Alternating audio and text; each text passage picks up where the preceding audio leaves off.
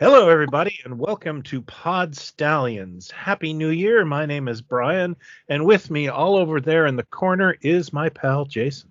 Hello, everyone. Happy 2025, Jason. Happy 2025. Who'd have thunk we'd Who'd have make it? thunk we'd be in the future? Yeah, it happened. It's Yeah. here. I'm going to the Robo Jocks game this weekend. Are you? I'm going to the Free Love Festival, actually. Oh, fantastic. That's coming back. Are we going to still hang out at Carousel? Oh, absolutely. Kidding me? Wouldn't miss it. Yeah, I got the new, the latest Soylent Green, too. Nice. Yeah. So, we are back. It has been a long time. We both got super busy. Well, yeah, as they say in the movies, life finds a way.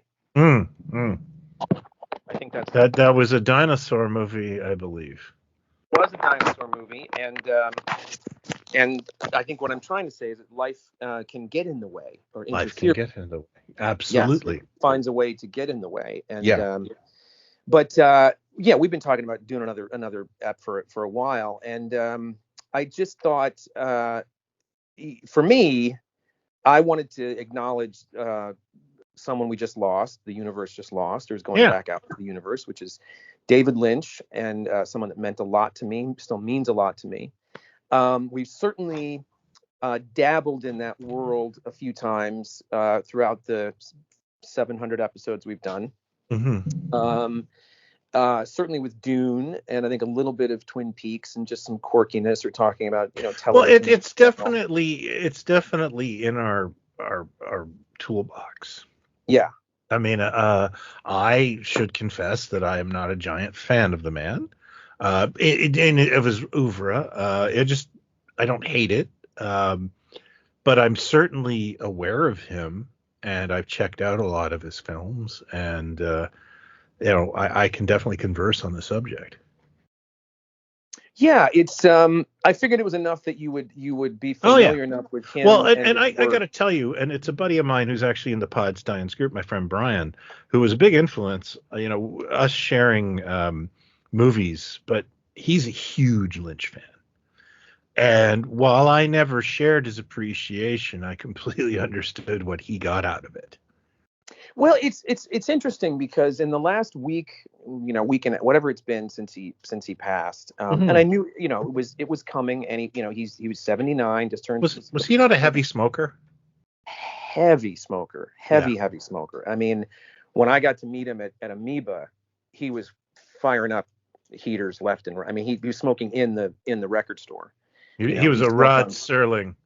He really was, and for a long time, from his teen years, I think. So the emphysema, announcement got made, I think in 2021 maybe.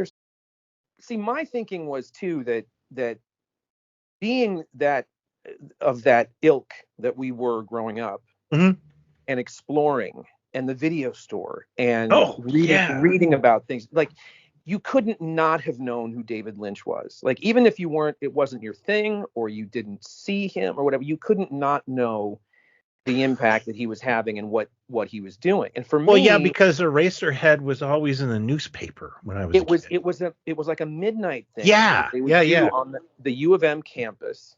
Yeah. Like on a Friday or Saturday night. I remember seeing the picture. My brother used to have those calendars, and I'd see the photo, and I was whatever age it was to kind of know, okay, I think that's like a weird movie. I think that's sort of like there's a weird batch of things. This is like right after The Elephant Man. So I saw The Elephant Man in the theater. Did you really?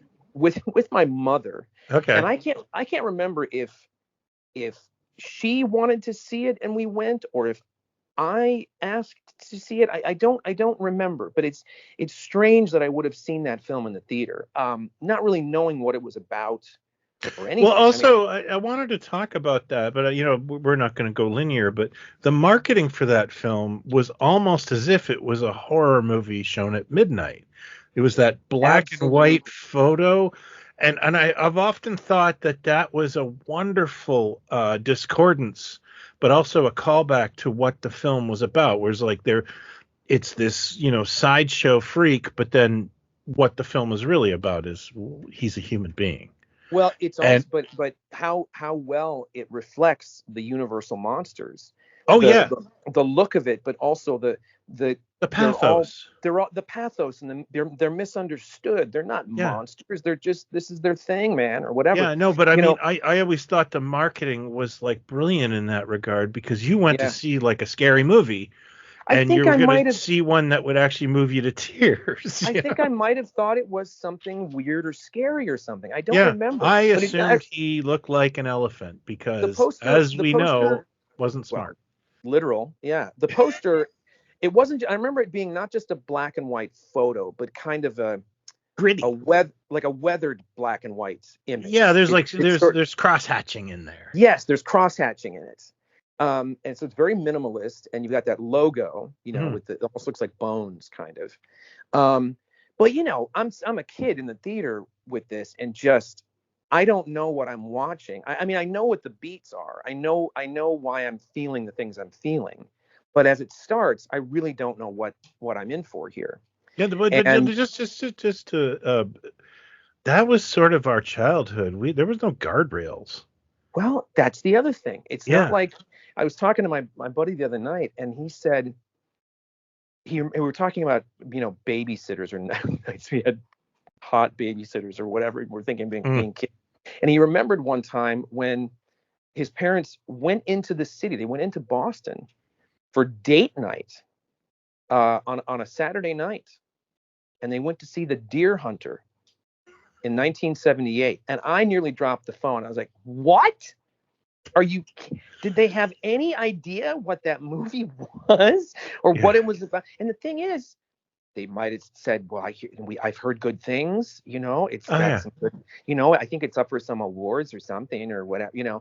And God knows what they thought when they got to the theater. But that's the thing. It's like, it's not like you knew a movie inside and out and a ton of details before you saw maybe a trailer or a poster, and that was it. I was dragged to the drive-in to see Car Wash as a See, child. lucky kid. I was a lucky boy, although I was lied to and told there would be cartoons after. And then when I wasn't asleep at the end, my dad said no cartoons and just drove home. Well, he tried. He Yeah. tried. Maybe he genuinely thought. You never know. No, I'm pretty sure it was grade A bullshit. But it was, so that was my first sort of experience, and I knew who he was then. And so by the time it came around to Dune, I mean, I don't know if I'd seen a photo of him or really knew who he was, but I certainly knew the name. And then when Dune came around, I was familiar with Dune because of my mother, who read the books. I had never read the books at that point, and I just knew that it was the same guy. That's all I kind of knew. And we all know You how I you felt you, about you Dune. would actually picked up on the style, eh? I started to be that kid that kind of recognized a name, like a producer name, or the Salkinds, or just a director's name or whatever. I did kind of pick those things up, and I don't know why. Same thing with actors' faces. I could just see a face in something, like the legend we just lost, whose name I can't think of, but the guy who was in, the hockey player in Strange Brew, who was also in Star Wars. Um, Oh yeah, we just lost him, yeah. and but I remember seeing Strange Brew, going, that guy was in Star Wars. He's in this.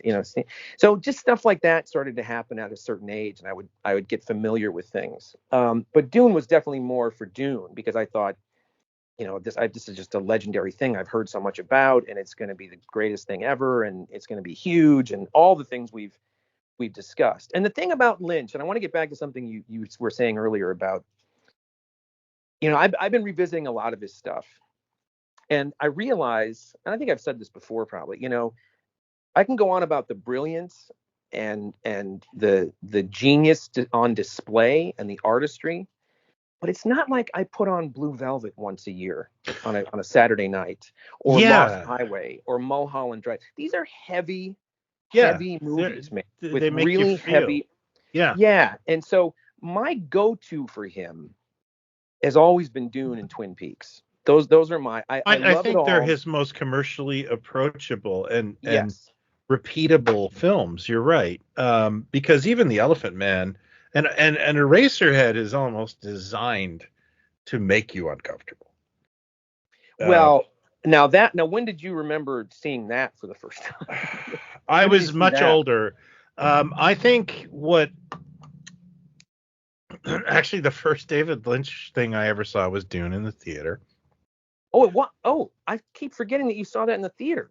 Yeah, I saw it in the theater with my frenemy, who was very condescending to me. You know, like, you won't understand this, and so it really did frame my opinion of Doom negatively. You know, and I've said that before, but I do kind of think it's not a film. I don't think the film is his failing.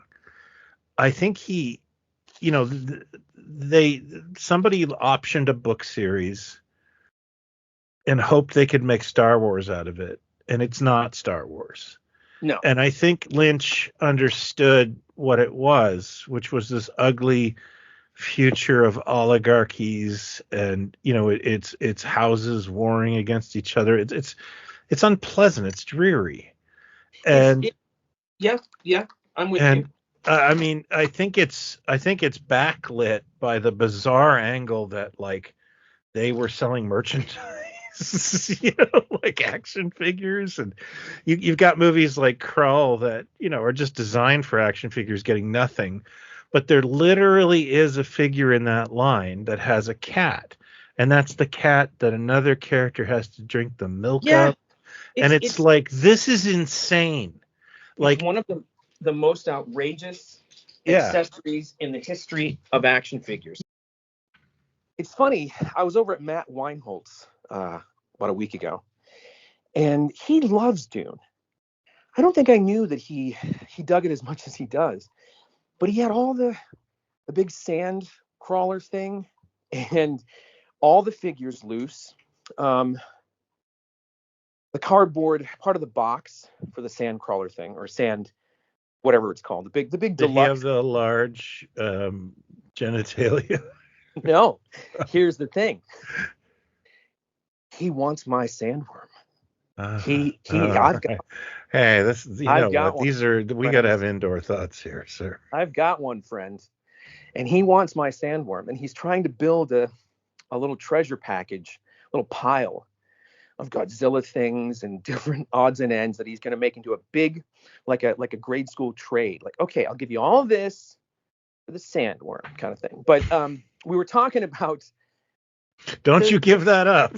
We were talking about the Sting accessory, the Fade character. That has got to be, in the history of action figure accessories, that's got to be the most insane thing ever given to a toy. It's a cat. The sculpture is a little cat with a mouse tied to its side. Yeah. And then the other character, who's not made a figure of, Thufir Howitt, has to milk the cat to get the antidote to the poison that's been put into his system.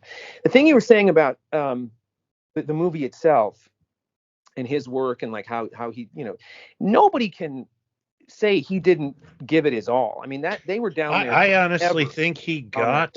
I think he got it. I do too. I think they wanted. I feel like it's like square peg, round hole. They wanted a Star Wars. Well, and also, and he delivered Dune. It's a, put it this way: if I don't know, Peter Hyams, let's say, or someone of a certain ilk were given Dune in 1982, 83 to make a big thing in 84, it would have looked very, very, very different. The thing that I think was kind of its undoing, there's many things that were its undoing, but part of it too was, and it doesn't get commented on enough, and certainly not in all the accolades I've seen, all the articles I've read in the last, week or so, and the best of lists and all the things, Dune barely gets a mention. And the thing is, to me, it's as much a David Lynch movie as anything else he did. Even though it's a Frank Herbert book, and he adapted it, that is a David Lynch movie. That movie's insane. There's a lot of just crazy shit in there. Yeah, he added a lot of the ugliness, if I recall correctly. He absolutely did. Because isn't it like, I was talking to somebody about it. or maybe it was you guys. Who else would I talk to Dune about? The eyebrows on the certain people was added by David Lynch, and Yeah, Thufir had yeah, there's in the book, I think they have the mentats have, I think, a slight stain to the lips because they ingest the spice or something like that. That helps. They're mathematicians, because computers are outlawed in this world because there was a yeah, tablet, whatever. because And computers enslaved people or something. Yeah, yes, and so they've got these like blue, chapped, kind of weird stained lips, and the eyebrows, and the bad skin on the Baron. I mean, these things aren't in the book, but the it really pushes the envelope with the Baron, like yeah, molesting he's that disgusting. molesting the young guy and pulling out his heart plug, and you clearly think, oh, I think he's into kids or something. I mean, Yeah, it's yeah, no, really. I think Herbert wrote that though. And Herbert wrote that, and he got Yeah, it in the freaking movie. And I bet it, his original cut, I think, was like 4 hours or longer. And yeah. they made him cut it down to what it was. And it always Have should you have have been you ever 2 years. seen like the true Lynch cut of Dune? Does that exist? I don't, there's a book that came out last year that exhaustive about the making of the film. And I don't think anybody's really seen it. I think maybe some of the studio people have, but it doesn't seem to exist. But the what do you call the Alan Smithy version, the TV version that has extra footage and a bunch of paintings that give you a prologue of what happened to humanity and so on and so forth. That exists on DVD. I have it on Oh, okay. a Japanese edition kind of thing. It's like a longer cut with a bunch of scenes that weren't in the theatrical cut. That's kind of the best you get. And there's some deleted stuff on there too. But I mean, it was Now, do you exhaustive. like He really. in terms of Dune? Do you like the remakes, or do you still lean No, towards Lynch? I love the remakes. I love Villeneuve. I love his work from Sicario. No, from Prisoners forward, really. And he's just one of those guys I think is just going to get better and better. And he knows his way around fantasy or science fiction or whatever. I love those films. They're great. He But was does it very top fortunate to. Lynch for you? Well, that's the thing. It's like if you're talking about accessibility and narrative to someone that has no idea what the story is, then I would say sit yourself down in front of the two-parter, the Villeneuve one. Yeah. And you know, but for sheer grandeur and the look and the costumes and the sets and the imagination and the design of the weapons, and I got to give it to Lynch because it just, there's more to chew on screen. You really, and this is again my opinion, but we sat through a lot of fantasy and sci-fi, and we have since, we were kids. It's very, very tough to pull off actually feeling like you're seeing something you haven't seen before. That's And very true. yeah, I think Flash Gordon is right up there because no one's ever tried to get near it again. It is a one-off. It is an absolute one-off. Maybe Barbarella in a small way, but not even in the same league. And I got to say, Dune. I mean, nothing looks like Dune. It really was. They put a shit ton of money and effort into it, but it crippled him. I mean, I think it made him sick for a long time, and they just tore the thing apart. It didn't make money. But when he made the deal with De Laurentiis, after turning down Return of the Jedi, I mean, wonder what that would I have. would love to see, like, I've heard that story, which always amuses me, and it's one of the things I always wanted to say was that Lynch is not one of my favorite filmmakers, but if he was speaking in my town, I would go. I would be in the front row because I do like him as a person. He's something. He really is. He's a quirky fellow, and he's honest. He's the real deal. I don't think there's And any airs there. There's no yeah, bullshit. no, and I think when you go to see someone like that, you're basically going to see someone who sees the world differently than you. Yeah. And I would rather that than someone who shared my opinion. And I think I think he felt he was going to have more freedom doing Dune and be left on his own, which for the most part he was, I think.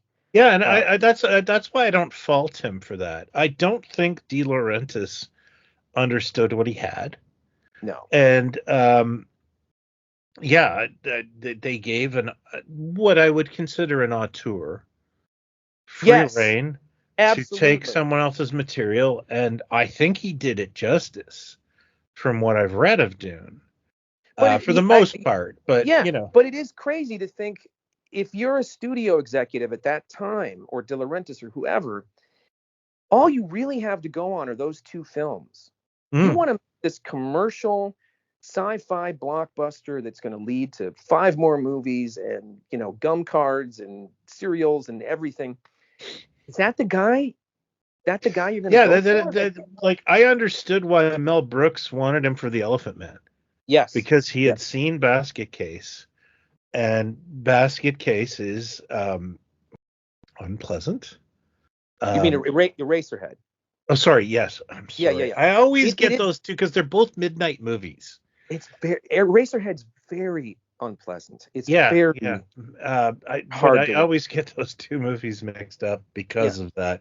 Eraserhead's very unpleasant. It's very strange. Yes. Um, and it's definitely art house, to the point where, like, I agree with it. It should be played at art house, and I think it played for decades at art Yeah. houses before Long VHS. time. Long time. And I see why. Yeah, I think it was on posters and T-shirts before people even saw it. They Yeah. had Well, yeah, a T-shirts. picture of Jack Nance, who I got to point out, like, one of the most iconic faces of the 80s. He And the guy got absolutely stabbed at a donut shop. so weird, so Yeah. weird. That, he's he brings this I'm going to say this, a strangeness Hmm. to everything he ever did. And Even the he isn't small part he Dune. has in the Blob, the small doctor part he has in that. Yeah. He's just an oddball. He's in Dune, just turning up this machine, this like steam machine or noise machine or something that's kind of getting the Baron off or whatever. It's just it's he doesn't really even, I don't think he even says anything. And of Yeah, course I he's think in he's Twin more Peaks. of an extra in that more than anything. Yeah, Yeah. and he's in Blue Velvet and he's in Twin Peaks, and he was pretty loyal to a lot of actors that kind of made up a troupe. But one of the things I find fascinating about that whole Dune and just the madness surrounding it, according to Kyle McLaughlin, he met him once, and Lynch like took one look at him and was like, "That's the guy. Hmm. That's the guy I want." And so you're hanging your franchise and this big movie on this guy who's not done anything, and he acquits himself quite well in that movie for a 22, 23, whatever I he think he was. does a great job. He does a great job, and he's in there with heavyweights in every scene. Jürgen Prochnow and Max Max von von Sydow. Sydow, even Yeah, like Patrick Stewart is. Patrick Stewart. I mean, that Yeah, that's just a classically trained actor. yeah, and he's the heroic lead kind of thing. But this thing fails, doesn't make any money, and gets really critically lambasted. But the deal he made with De Laurentiis was, okay, I'll do your movie, but you got to produce 2 other movies that I want to do For 75 cents each. for 50 cents and a Snickers or Yeah. Bob's Big Boy. And the first one was Blue Velvet. Yeah. And any other director, I would imagine, would want to keep as far away from anything to do with what was just considered a disaster as they could. But he turns right around and recasts McLaughlin again as the Hmm. lead in Blue Velvet. I think that's one of the ballsiest moves by a director ever, to go, no, I'm doing what I want to do. I don't care about the last. This is who I want, and I know it. And he was right. He bet on McLaughlin, and it's been a 40-year career for the guy. He got the right guy. But I find that extraordinary that he didn't flinch thinking of casting him again when that thing did not go well, and they were best of friends for 40 years. Have you heard of Blue Peanuts?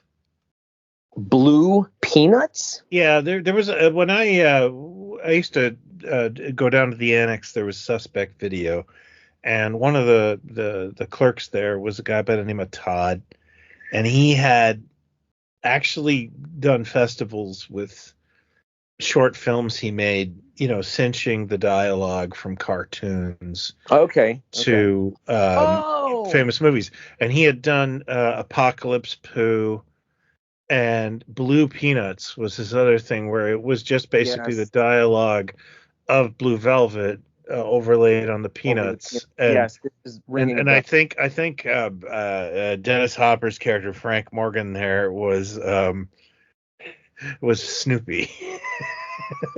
I mean, this is ringing a bell. First of all, I might have seen Yeah. it on something like a VHS burn in the Hmm. '90s or something. This is Hmm. totally ringing a bell. I watched it the other night, 4 nights ago, and I haven't seen Blue Velvet in probably over a decade, I'd say, Hmm. maybe longer, you know. And what's interesting about some of his stuff, and again, I'm freely admitting that I can sit like District 9. I could sit through District 9 and go, great movie. I never need to see it again. I cannot watch that movie again.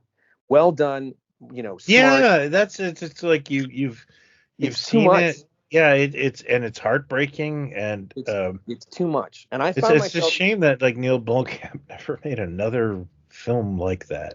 no, and he may still, but he never I really hope got he has it in him. Yeah. to those heights. But I'm watching it and I'm instantly in the theater in 1986 watching this film. And what's the reason I don't need to revisit those movies that much is they're seared into my brain.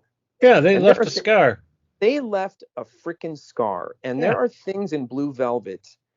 There are two moments that to this day, I remember the feeling I had in the theater of first is Dean Stockwell singing In Dreams, the Orbison tune with the light on his, as a microphone. I'm sitting there going, what am I watching? What the fuck is going on? And the other scene is Isabella Rossellini, naked on the lawn, battered and bruised, walking in the background towards McLaughlin, and this very domestic scene at night, and with these teenagers arguing with their cars. It just was this bit of trauma I'd never seen in a film, and it really shook me up. It Yeah. really shook me up. And Hopper, of course, is just he's on Yeah, fire. remember that when they parodied Hopper's character on SNL? What's that smell? What's that smell? That With was Frank Booth. bizarre. Yeah. That's a scary hunker you got there, Judd. I mean, it was, he was really something in that movie. I hadn't seen it in a long time, and it's like, whoa. And Rossellini's incredible, and but there's bits I kind of have to fast forward through. I'm going, okay, this is getting really uncomfortable. Well, it's I've probably said this to you before, but my friend and I in the 2000s used to have a joke: if you go into someone's house and they have a copy of Requiem for a Dream on the shelf, you're like, hey, do you watch that often? Hey, here's an idea. Let's order a pizza and put on Requiem for a Dream. Yeah, it's like, fun. Sorry, I saw it once. I don't. And Blue Velvet is one of those. It's a film that this is going to sound negative. I don't mean it to, but its disparate parts mean more to me than the thing from end to end. I think it's a fantastic film. I did when it came out. It is. I think it is all that people kind of say that it is. But for me, it's moments that I go to, like a 2-minute thing or a minute thing, or that Dean Stockwell scene is just, it still gives me the chills. But they're not easy. It's not easy to sit through, and it's kind of remarkable that it was a hit.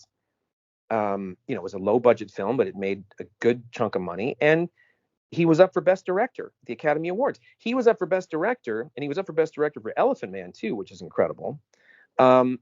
Hopper was up for Best Supporting Actor for Hoosiers.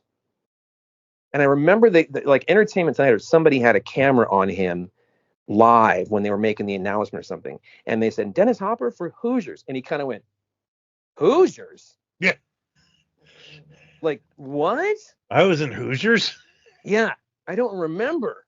They were too scared to nominate him for Blue Velvet.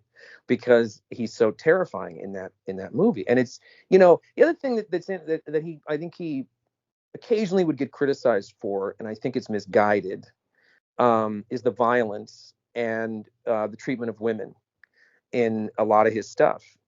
But he is showing the evil that men do. He's got strong female characters in most of his stuff, and he spent a career examining the darkness of men and male I violence. think I always thought his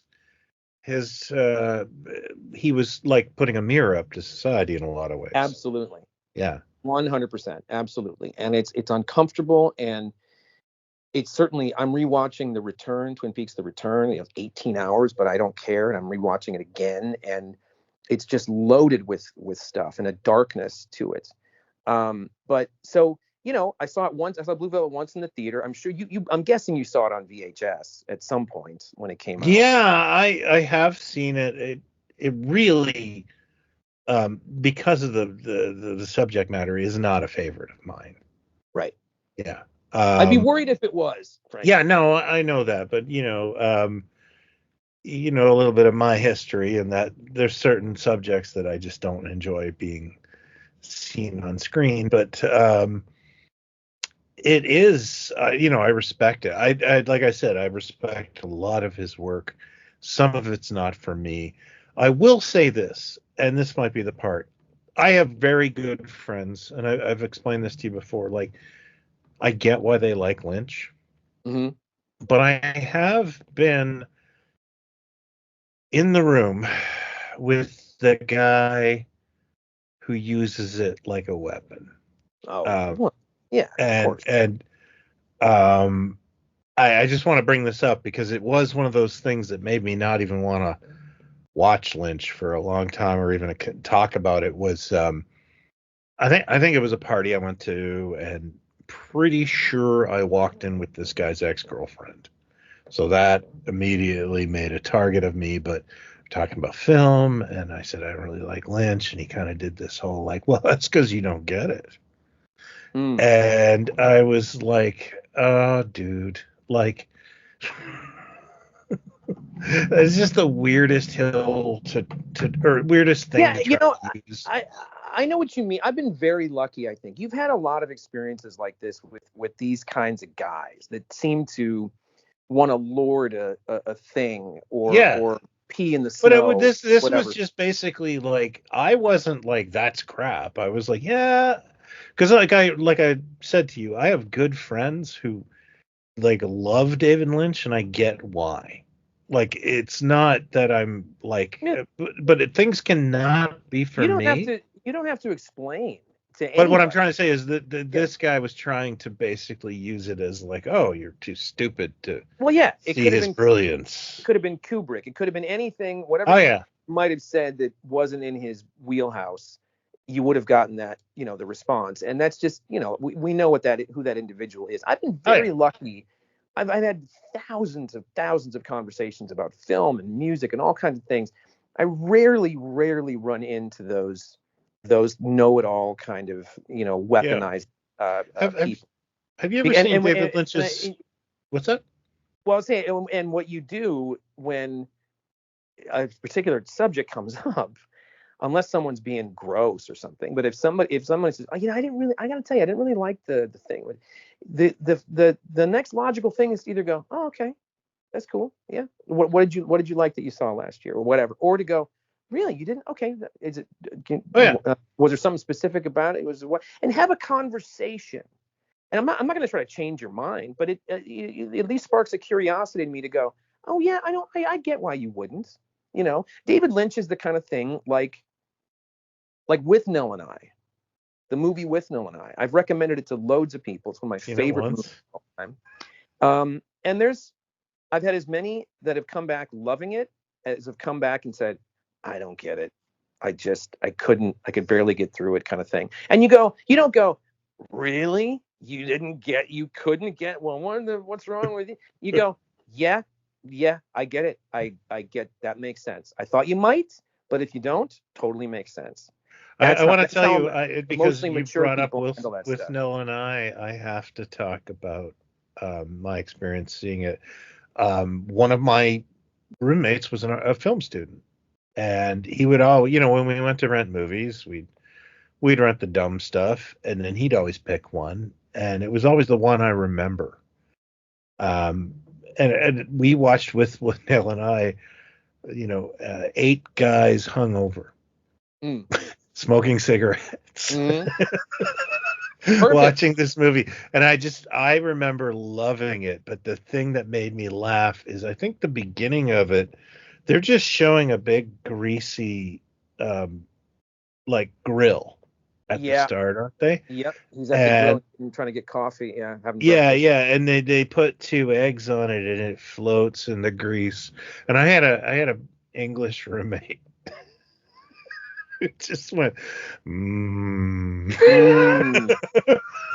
Yeah. Well, there's a bit where they put like make an egg sandwich, put the egg in between 2 pieces of toast, and then this, kind of, you barely see her face, takes a bite into it, and it kind of, goes out the end of the, and of course he's coming down off a bender, and so he's getting watching it and everything. But it's not. But if somebody came back to me and said, I didn't get it, like, you go, okay, yeah, but I get that.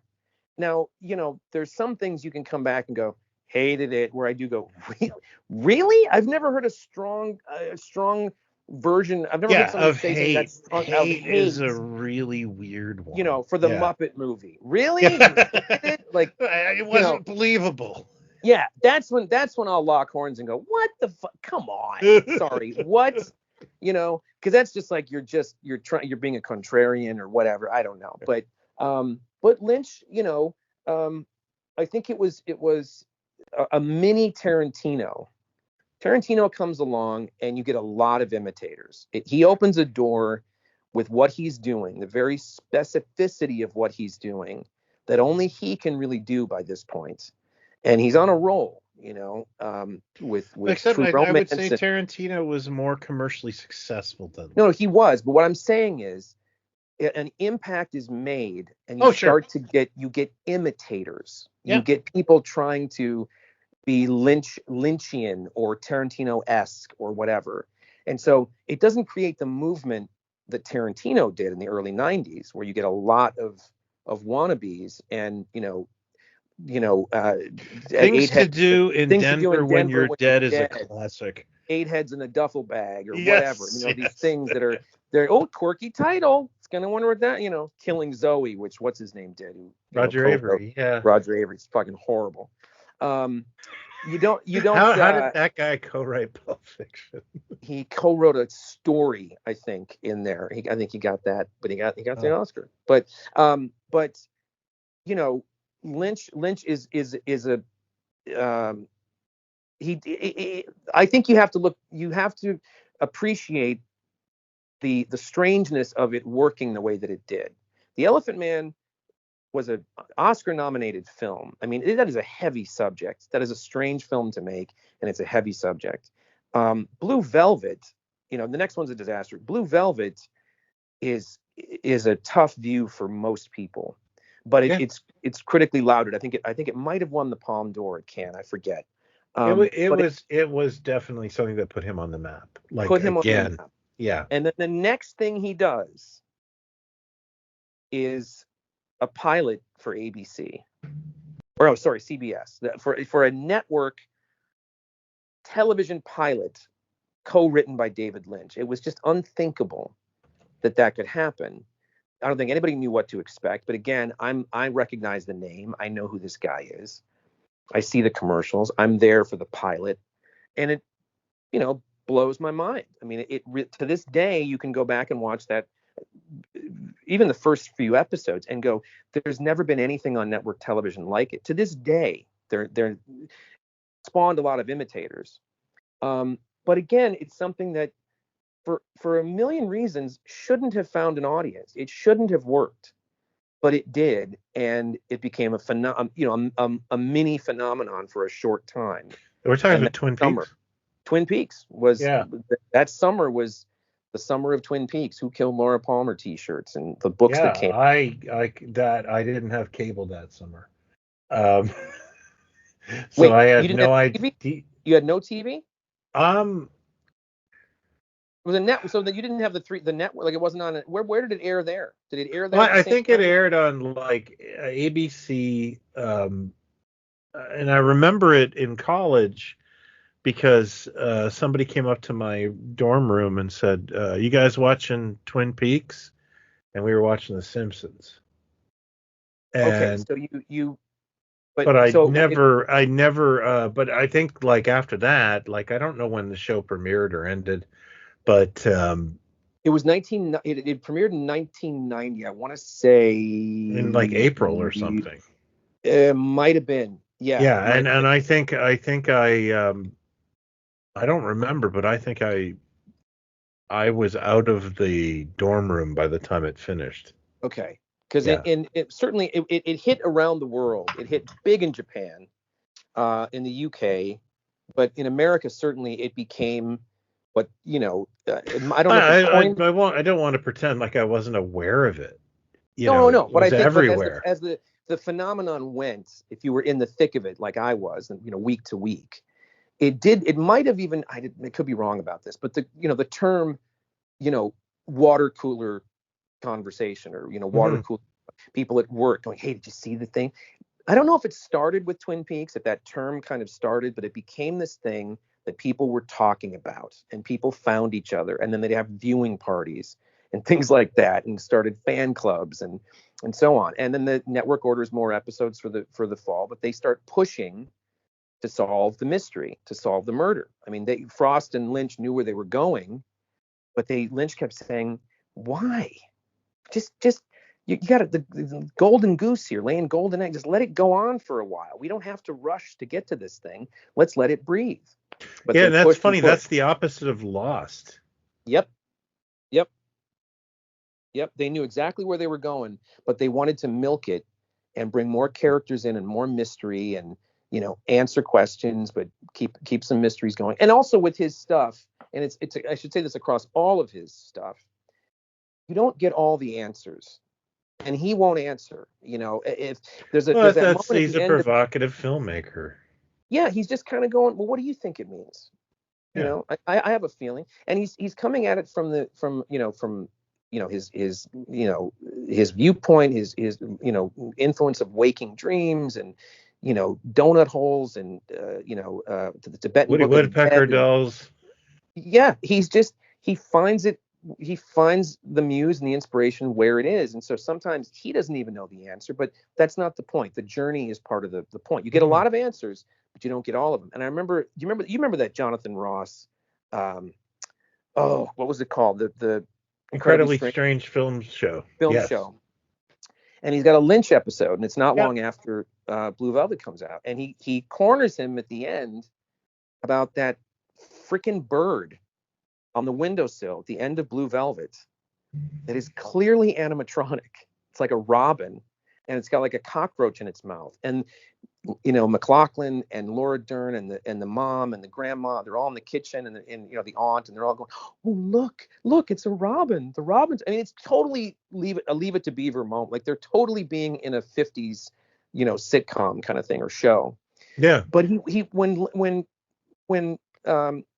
Ross asked him about the robin, he goes, no, come on, why did you, it was animatronic, right? And it's like, no, it was a real, that was a real robin up there. It was a real, I'm smart. What do you, he still wouldn't answer if it was a real bird or not. It's clearly not, Yeah, but that I think that just appeals to his whole I, grotesquerie of the yeah, he's just, 1950s, and yeah, yeah, like I kind of dig that. yeah, Um, it's very, I've never felt like it was an act in any way. I felt like he was just, no, his sincerity for me was the same. I never doubted that he was like Marilyn Mansoning this a little bit, nope. you know? Yep, never. Yeah. He was exactly what, that great line from Mel Brooks. When Mel Brooks met him the first time, he said it was like Jimmy Stewart from Mars.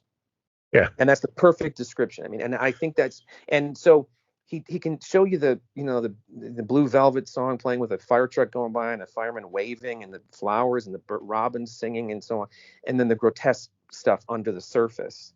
It's a weird dichotomy, and he does it all through Twin Peaks. as far as he could take it on a network show. So they pushed him to do the second. He did the second season, and they pushed for an answer. And when they finally reveal who the killer is, they got to, they open up more mysteries and keep it going. But by that point, he's getting kind of irritated with how they're treating it. He goes off to do Wild at Heart with Nicolas Cage. And which is something I'd like to discuss because I did see that in the theater as well. All right. And I'm not sure why I did. But I do kind of, this is where I've discovered Crispin Glover. Okay. Because a friend of mine had a huge fascination with Crispin Glover. Same friend who was into Lynch, and we listened to his record once on a road trip. And I love Crispin Glover's character in this because he's like afraid of plastic gloves. And it's just like, it's the kind of nonsense that you take with you for the rest of your life. Yeah, isn't that saying something, that these little moments where you just go, oh yeah, no, this is what I got. My friend Brian being involved in this is that he loved those weird little moments, those absurd little interstitials, and I got that. Like I understand why you would. It's comedic, it's strange. He liked a lot of slap. He talk about slapstick. Yeah. I mean, at one point he described it as, if you're sitting somewhere and you saw someone run against a wall and kind of bash their head against it, and then just keep doing it, you'd be horrified, but you might start to laugh and think, what am I watching here? What is this absurd? So it's a strange way to kind of see the world, but that's about, I think Wild at Heart is kind of where, and Twin Peaks certainly, where more of the humor of Lynch starts to come in, and the bits of absurdity and the character things like that are kind of laugh out loud moments of silliness, or like, what is that? There's a moment in Wild at Heart. I heard a great story from Dennis Hopper about Blue Velvet, which totally twisted my melon. He got the script, and when he accepted it, now they're filming, whatever, and it's coming time for the breathing apparatus, sucking in the thing, and in the script, it just kind of was what it was, and then he talks to Lynch on the set, and the thing that's been brought to the set is helium, so he's going to be breathing. This is a true story. He's going to be breathing in helium, and Frank Booth's voice would have sounded like Mickey Mouse for all of that dialogue. And Dennis Hopper goes, really? Why? And Lynch goes, yeah, that's kind of what and Hopper goes, well, I was thinking it was something like, amyl nitrate, or like a weird kind of, and Lynch is like, well, I don't know what that is. What is that? And like, well, David, he said, well, listen, I'll tell you what, I'll do it the way I think. If it was something else, well, let's just do it. And if you really don't like it, we can add in the voice later. We can do something. And of course, go do it. Here, go on. Here. And, we got what we got. It didn't happen, but it was almost helium. There's a moment in Wild at Heart where Nicolas Cage and Laura Dern are sitting at a bar, and it's like jazz music being played or swing music in the background. And the great actor, Freddie Jones, the guy who played Thufir in Dune, comes up to the bar. And he just goes, yeah, kind of looks at them, and he looks back at the band and goes, yeah. And this Mickey Mouse voice comes out of him. And he says, yeah, like to the band. And then he kind of looks at them and says something about pigeons spread disease. You must know this. But it's like a Mickey Mouse voice. And it's so fucking weird in this moment. And they're both looking at him like, okay, you're thinking, are they hearing the voice? Does he talk? And I found out years later that for some reason that piece of footage, when Lynch viewed it the first time, was sped up. The audio was sped up somehow. And so Freddie Jones' voice sounded like that. And he thought it was so funny that he just kept it in the film. So it's kind of like he got the Frank Booth thing he wanted with helium in this little moment. But it's just a bizarre clip. You can find just the clip on YouTube. And it's like, what? You don't get any answers, but it's a great journey, kind of. Well, To take, speaking of that, with Wild at Heart, um, Nicolas Cage did a weird voice for Peggy Sue Got Married, He like that. certainly did. Yeah, so I that think they that wanted to maybe that's fire what him. attracted him to Lynch. I think they might have wanted to fire him. Yeah, because At he some sounds point. like Pokey from the Gumby comics. Yeah, he's kind of got. He's kind of. It's a. I remember seeing that the first time, going, "What is he doing?" Yeah, Like, people must have been really scared of what he was doing, what he yeah. was doing in that movie. But it seemed to have worked. He seemed to have kind of pulled it off. But that's another one that's very violent, very strange. It's not an original work of Lynch's. It's based on a book, which actually um, Alex de la Iglesia, I believe his name is, who did some horror films. He did a film called Perdita Durango with Javier Bardem and not Penelope Cruz. I forget who the female lead is, but it's basically the same two characters from Wild at Heart, going on a killing and crime spree, kind of. Many years later, but I think there's a series of books those two characters are in. So he's doing that, and then he comes back to finish Twin Peaks because the ratings start to go down. It's a different show now. He's not as involved. It's getting more wacky, and they certainly wanted to go on, but it was just a moment in time, and didn't get to. And then the work becomes much more sparse as time goes on. He does these weird Like he things. did that Twin Peaks movie. Well, that's the other. That's another. That's when the nails start to get pounded into the coffin. Now they've been very kind to him with Twin Peaks. He's been critically lauded and toasted and everything. Talk of the town, Blue Velvet, etc. Now they're coming to get him because that movie came out and people just hated it. The critics hated it, Yeah, and it wasn't it like dumped in like January kind of yeah, thing? Yeah. yeah, and he. For some reason, David Frost wasn't involved with it. It's still considered canon in the story. It's the few days before Laura Dern's murder, so it's a bit of a prequel, I guess. And it's got stuff in it that is in the return, the 18-hour return that was in 2017. So it's all part of the same soup, kind of. But it's another movie that's a tough swallow. It's kind of very violent, very Cheryl Lee,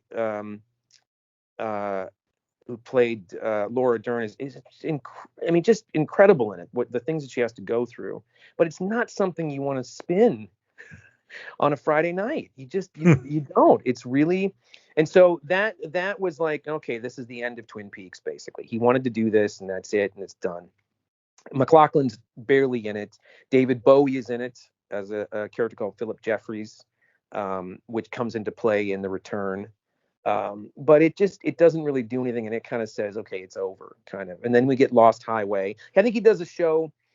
He did what was going to be this is weird. You'll appreciate this. He was an anthology show that happened on HBO called, oh shit, what's it called? Room 503, I think it's no Oh, I hotel. remember the sound of It's that. Yeah. Yeah, Hotel Room is what it's called. Okay. They only shot 3 episodes, and they ran them twice, I think, on HBO, and it never went to full series. And it's it's okay. It's up on, you can find it on YouTube, and it's not great, but you get Freddie Jones and Glenn Headley and Harry Dean Stanton and Deborah Unger, and lots of faces you'll recognize in there. Crispin Glover's in one of them too. But they don't do anything. He does a sitcom that might have been on ABC called On the Air. Oh, I remember that. You Yeah. remember that? Yeah. I think they shot 8 episodes and only aired 6, maybe. 3. So the 3. Okay, so the shine is wearing off. I mean, I watched that, but then it just kind of did. I went, where is this? Is that all we're gonna?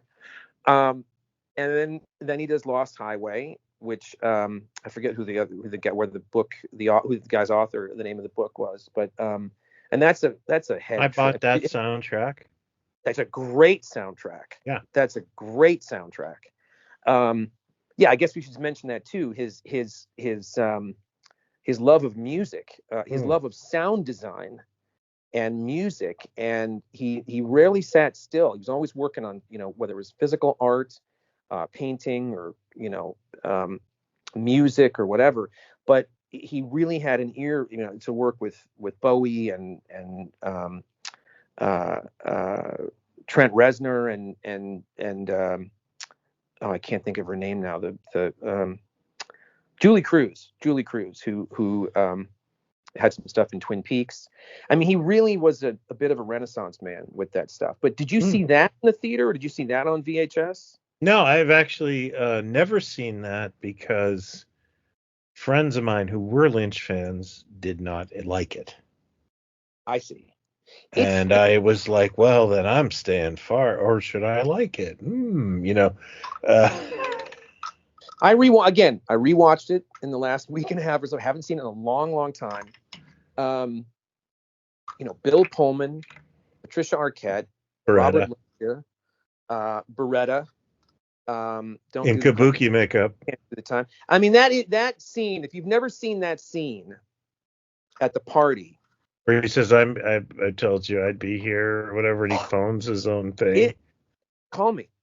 Yeah. Where did we meet? He says, well, at your house. Don't you remember? And then he says something like, "I'm there right now. Call me." And then he hands him the phone and he dials his number and he answers the phone. And then when he's done with the conversation, he goes, "Give the phone back to me." And he hands the phone back to Robert Blake. Like, what the? I mean, it's just it's an unsettling scene. Yeah. Lynch bordered on horror. That's what I wanted to bring up too. Like, so, and again with this rewatch of some of this stuff and the 18-part return, there's a chill. There's an uncomfortable. There's just a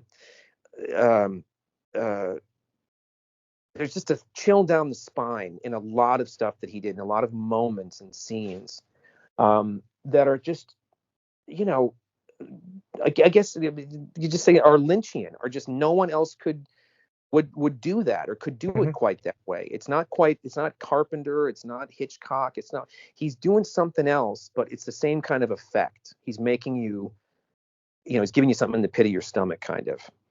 And it could just be in a line of dialogue that kind of twists your head a bit, or that Blake moment or whatever. So it's a good movie. It's got a great soundtrack, and but it's weird. I mean, it's a weird movie, not for all tastes. And then we get was it Mulholland Drive after that? I think so. Yeah, like it's scattershot.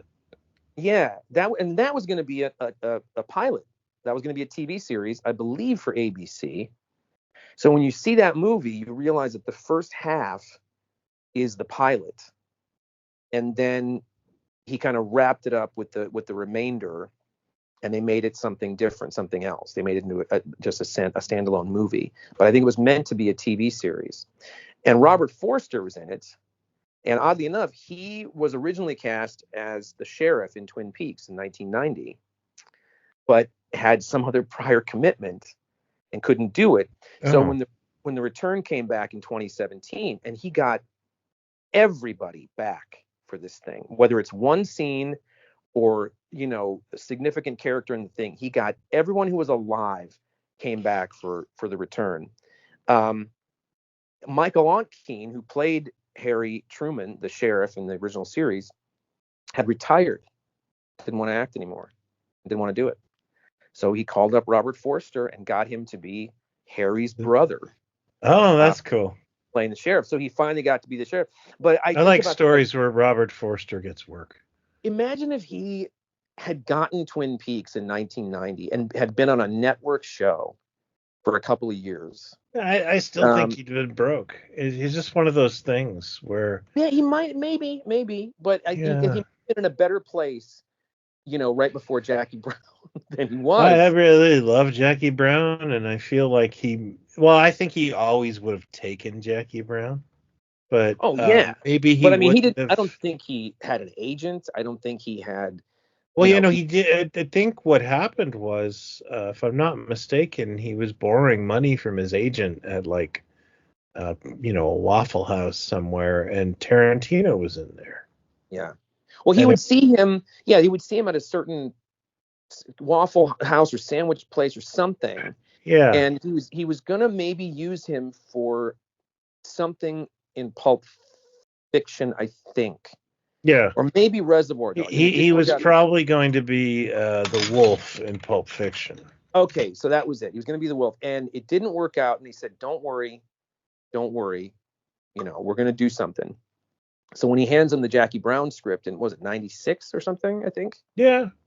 And well, let me know what you think. And then they meet up the next day or whenever it is, and Forrester goes, "Yeah, it's great. It's really great. I mean, I don't know who you want me to be. I don't know who you what character are you talking about?" And he said, "Well, Max Cherry, the lead guy." And Forrester goes, "Oh, Quentin, they're never going to let you cast me in this." Yeah. And Quentin goes, "Robert, they're going to let me do whatever I want." And he fucking did it. He cast him in it, and he never stopped working the rest of his life. It's one of the greatest,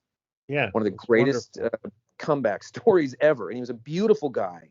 Yeah, really sweet man.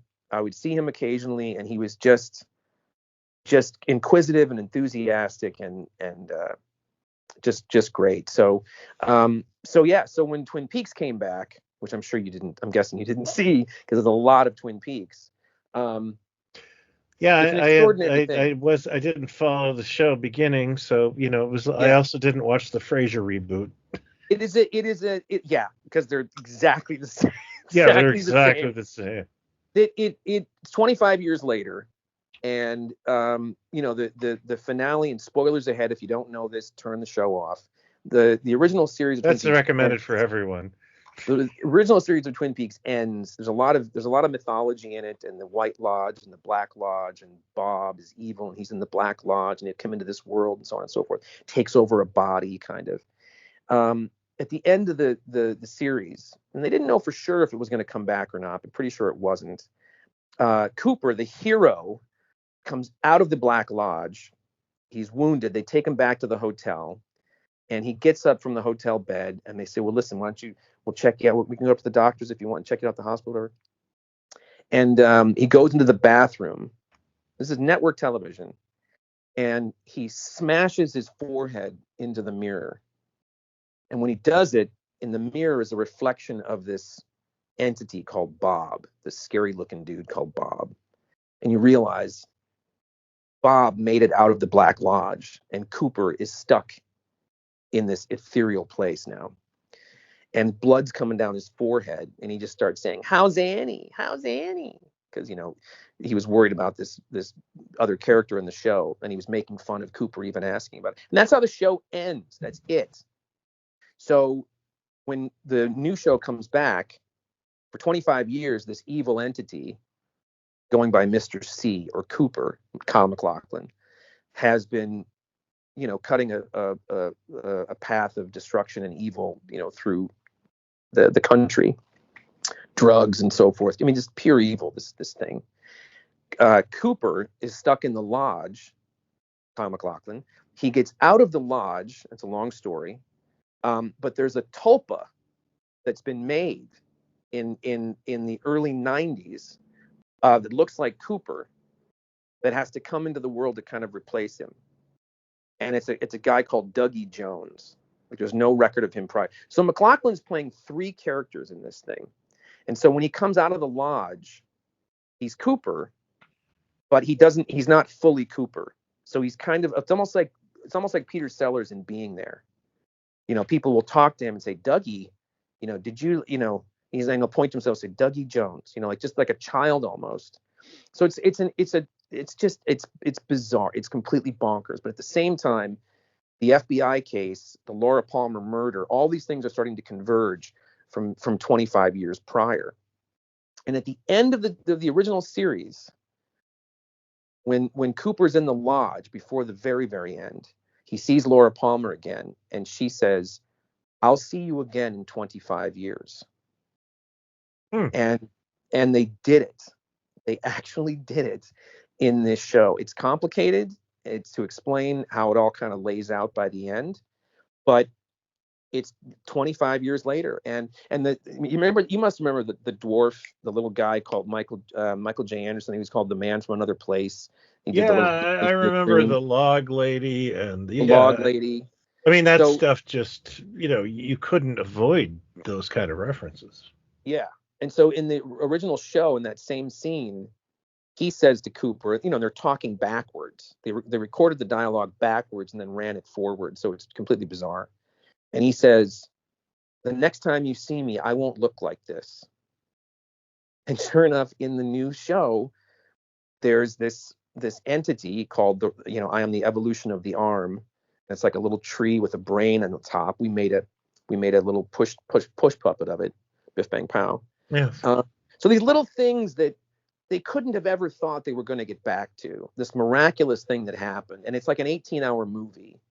And again, for what he did with the original, the dream sequence on network, back in '90 and things like that, are still held up as some of the greatest moments of network television. Well, when this one happened, he kind of went, okay, now watch what I do when I'm kind of off the chain, like violence and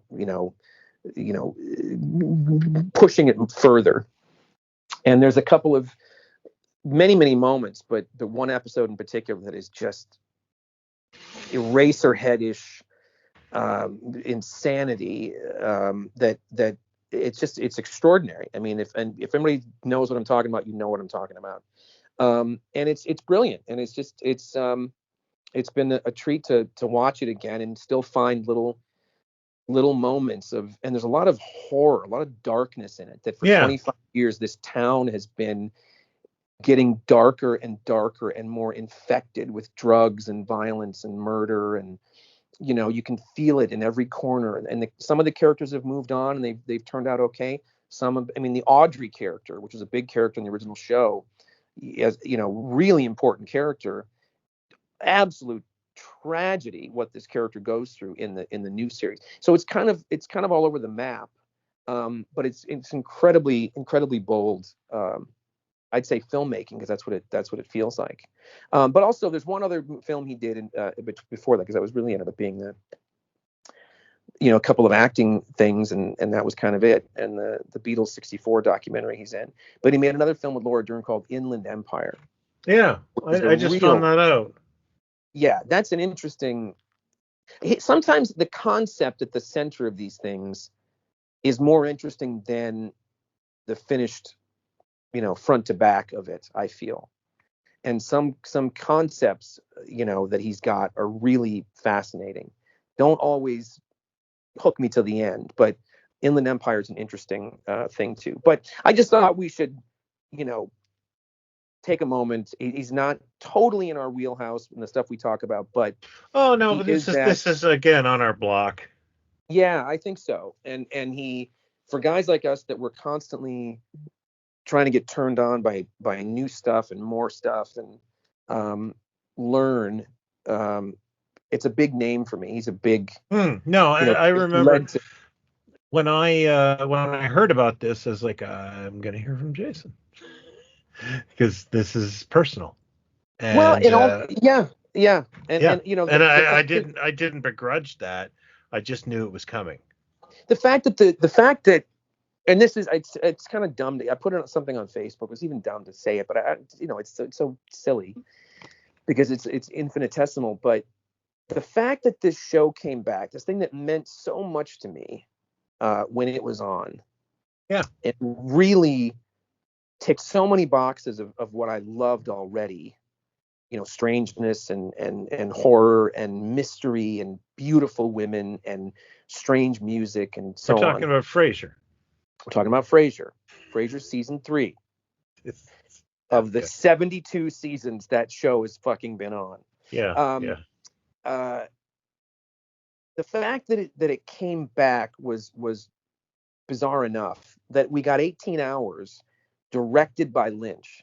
He directed every second of that thing, and co-written by the two of them, by he and Mark Frost. And they, by hook or by crook, he had a lot of battles with the network, Showtime, and why do we got to hurry up? What do you mean? What's this cutting down? What the hell's wrong with everybody? Why can't we just finish a goddamn scene? There's these clips you can find where he's just kind of had it. But by God, they did it, and it was a sensation. And again, people couldn't shut up about it week in and week out, and the theories and where it was going and everything else. But we had already had a relationship, Biff Bang Pow, with Showtime. And so when I first read that it was coming back, I was just probably insufferable with our people at Showtime and said, whatever happens, if this, I know it's been delayed, but you please don't talk to anybody but us. We've got to do something for Twin Peaks. And I think they betrayed me in a way, because the 3 3/4, 4-inch scale went to I want to say Super 7. They made a set of It was Funko at the time, I think. Funko, 3 figures, and then Laura. It was the reaction. It wasn't Laura just a regrettable idea. Yeah. And I've got them. I think they're lovely. They're great. Oh my God, I've got an action figure of Cooper. You got to be kidding me. So that category was gone, but we got some other categories like tins, like lunch boxes, journals, mini journals, bobbleheads. Put the push puppet of the evolution of the arm, things like that. And so it all culminates at Comic-Con 2017, which is smack dab like in the middle of the series running. We get these VIP, upfront passes for Hall H, the entire cast. Lynch, a message from Lynch that only played at Comic-Con, and then the whole cast came over to the Entertainment Earth booth for an event. I mean, the whole thing was just another one of those kind of pinch me moments for me of like Doctor Who and Flash Gordon and these things that you've run the bases of some fantasy, total fantasy, like, I mean, Doctor Who, Twin Peaks, you go back and tell that guy in 1990, like, one day you're gonna make some stuff and it's gonna have, and I'm very, very proud of it, and I was very lucky to meet Lynch briefly at that Amoeba thing, and got a couple things signed, but gave him a Cooper bobblehead. He could have tossed it over his shoulder for all I know. It doesn't matter, but just I had to present him with it. Who is this guy? Yeah, never heard of this. But he kind of went, "Oh, this is great. This is great." He was really just as he kind of is. Yeah, and, colloquial, convivial. Sorry. It was just this incredible moment in 2017 where everything kind of was about Twin Peaks, and I'm very, very proud. And so and like you, we have encyclopedic memories and knowledge of things, and these things take me back to places and times and who I was with and what I was doing, and absolutely, it gets emotional. It gets really emotional just thinking about this thing that was a constant in my life, and he's gone. He'll always be there, but it's just it's kind of a commentary on your own mortality, I think, too, is part of it. It gets sentimental in these autumn years, sir. Yeah. I think I was kind of born sentimental, but man, it's been I feel the same. Been a sickness since. Yeah. So I appreciate you. No, of course, and should Sam Sherman die, we're going to do this again. Of the Sherman Brothers? No, of Independent International. Yeah, well, of course, yeah. Yeah, and then you're going to go, I haven't seen that. Happily, but I'll do the homework. I'm willing to put in the time. I will send you a box set. Although I don't want Sam Sherman to die, so maybe I won't do that tomorrow. But yeah, no, it's great. It's great to talk to you, and we need to do our best of 2024. We do. We absolutely do. I know people are clamoring for it. Clamoring. Yeah, it's been crazy. We will do that. And Happy New Year to everyone. Shop in public. The teenage girls just chase me. Paparazzi. Yeah. Paparazzi everywhere. Yeah. Happy New Year to you. It's a little delayed. I think I did say Happy New Year at the New Year, but I'm saying it again. Oh, yeah. We texted, I'm sure. I actually don't remember because I fell asleep at 10 o'clock. I've been working around the clock since October, and that's one of the reasons that we haven't been able to get together. So, yeah, my New Year's was sad. Oh, well, I'm sorry. Well, I hope. No, I mean, like in terms of, I just went to bed. I went to a party. Yeah. And that's the opposite of what I did. It was a freak off party. Oh, But you know, got but it some was a baby party. oil to take home. It was a party. It wasn't one of the originals. Course. Don't get me wrong. This was like 7 people, fully clothed. Oh, No baby oil, but we called it a freak off party in okay. honor of Puffy. That sounds sarcastic. But it was nice. It was nice to see some people, and it was over at Matt Weinholtz and Oh, cool. talking, you know, comics and toys and horror and stuff and that kind of stuff. So it was nice, but it doesn't really, New Year's doesn't really do me like it used to. I don't really care. Usually on New Year's, I tend to watch a science fiction film, be it, you know, Omega Man or Planet of the Apes or The Thing. It's always a real positive look into the future. But yeah, I was gonna say. but I just this year I think I passed out at 10, woke up, had a glass of champagne, and went right to bed. Well, you at least had a little bit of champas. The bubbly, The big moments. Yeah. Yeah, it was fine. But you know, again, like I'm not a big New Year's guy, anyways. No, it's just kind of, unless you're in like an event, it just doesn't. It makes me sad more than anything now. I don't want to see times. I don't care. I just don't. I don't. What year is it? Is it? I don't know. We're in the future. Yeah, it doesn't mean anything to me anymore. It's all just kind of one big horrible ride I can't get off. Yeah, I was trying to think. I think it was the Mark Wahlberg Planet of the Apes is set in 2029. Is it really? At the beginning when he's in space? Yeah. Really? So that's, you know, like, wow, we aren't there. Wow. Yeah. That I revisited that. I want to say. Oh, I'm sorry. Maybe 2 years ago. Yeah. Yeah, it's. I think somebody I was watching makeup some is cool. essay about it, and you know what? They nailed it. The ape actors are acting like apes. They are, and it isn't that is discordant with the original films that they were not. Right. That's right. And I've never thought of that, and it blew my mind at 1 a.m. They spent months working with animal people. Yeah, but it's not showed them how to, and that's not the point of. Yeah. They should have been walking around like, you know. They should have been following British businessmen. People around. Yes. Yeah. Exactly. Yeah, I just never thought understood of it. That. Yeah. And I never quite got that. But the makeup is great. I got to say. Well, the makeup is great. It's not its fault. And probably the best story that ever came out of it was a recent one I heard Paul Giamatti on his podcast or something, when it somehow came up. I think he had Paul Rudd on or something, and he said, I did Planet of the Apes, you know. And somebody asked a question, and he said, you know, he goes, I love those movies. I just loved those movies growing up, and I loved them. And so his team or his agent or whoever said, you know, when he was circling it, said, hey, you want to do this? You want to be in ape makeup in a movie, and like no one's really going to know it's you?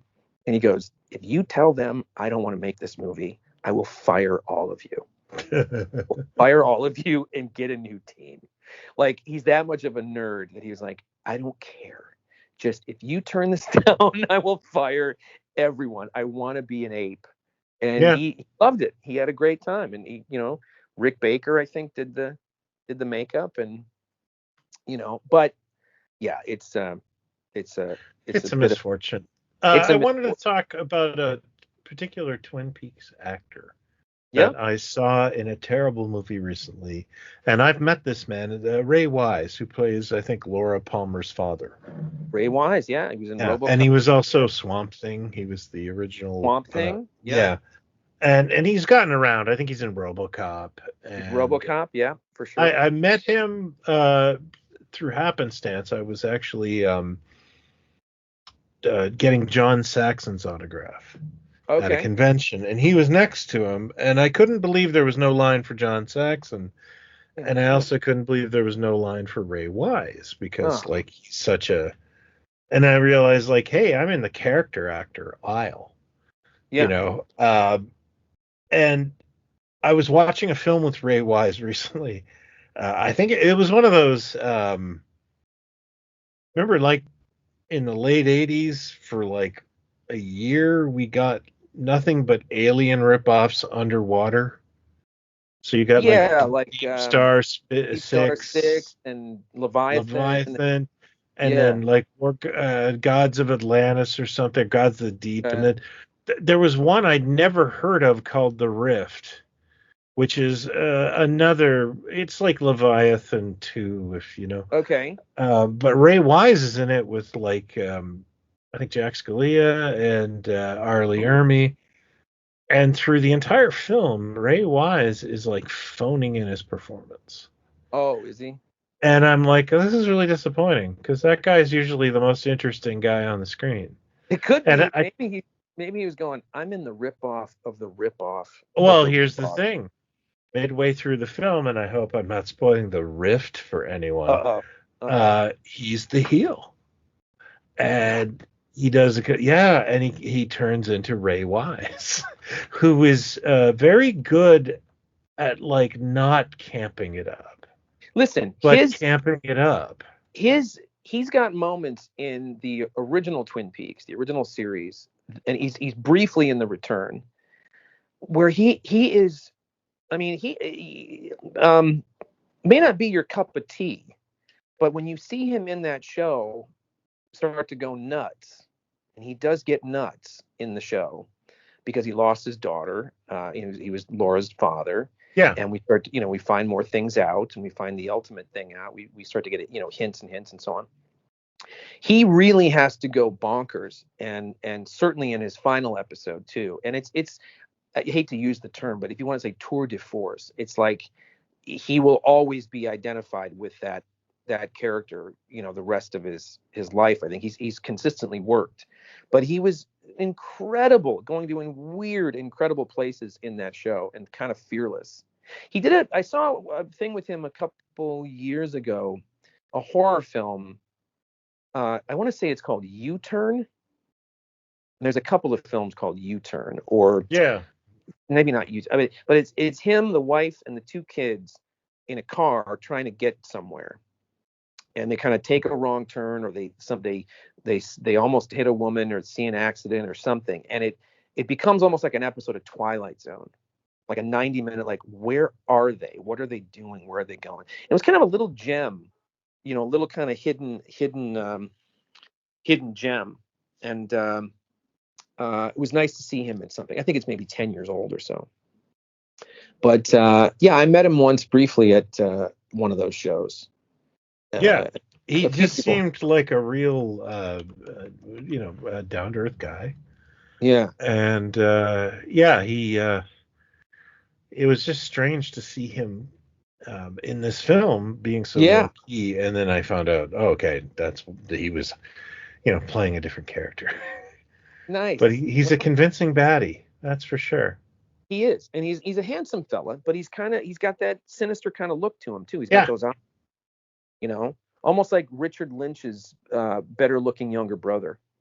Kind of. I knew we were going to bring up Richard Lynch somehow. Well, you mentioned him today. Well, I mentioned it because we were talking, and this is shedding the curtain on the show, about how I wasn't all that up to date on David Lynch films, and then later on, I sent you a text saying, "Oh crap, I've been watching Richard Lynch films," knowing you'd get that reference. And oddly enough, I had just told my Richard Lynch story to someone that morning, so that's pretty cosmic that you would. That means we're was it Doc Savage had his like his hive mind?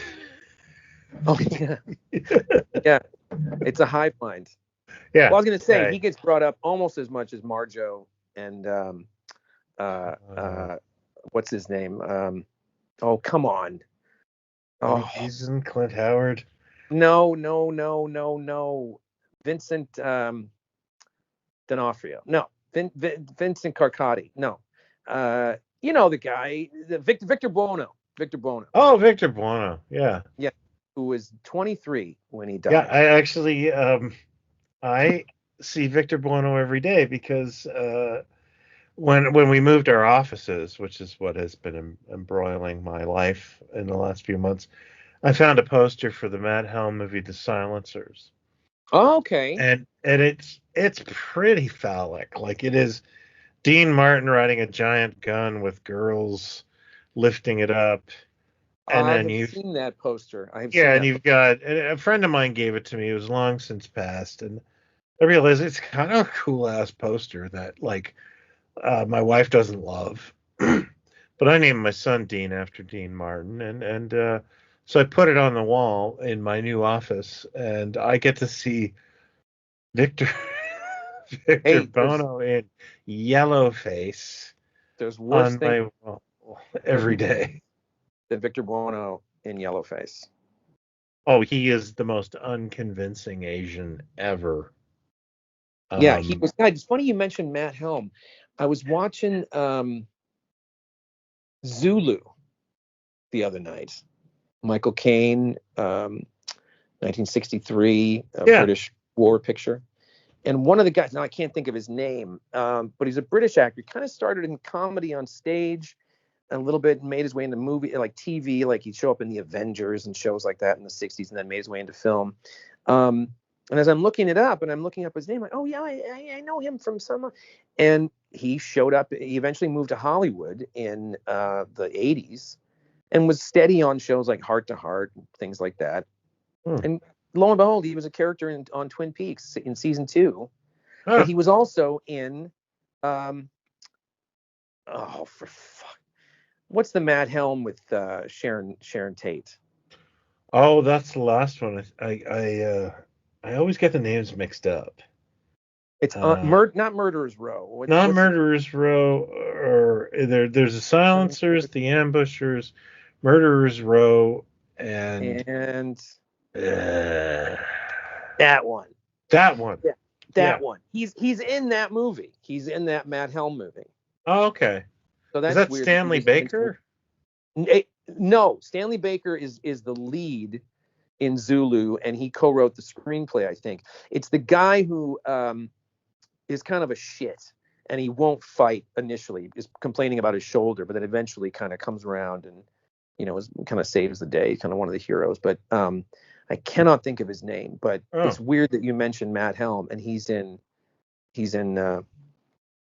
that other Matt Helm that we can't think of. yeah, It's featured in Once Upon a Time. I mean, come on, yeah. But what did is we wrong with you? study the poster? Okay, before we go, I'll just look it up because Yeah, it's Murderers Row, The Silencers, Wrecking Crew. The Wrecking Crew, of course, The Wrecking Which Crew. is my least favorite Matt Helm movie because it doesn't have James Gregory as McDonald in it. I've been saying this for anyone who'd listened for years that's what's missing in that Matt Helm film. Oh, it's also done.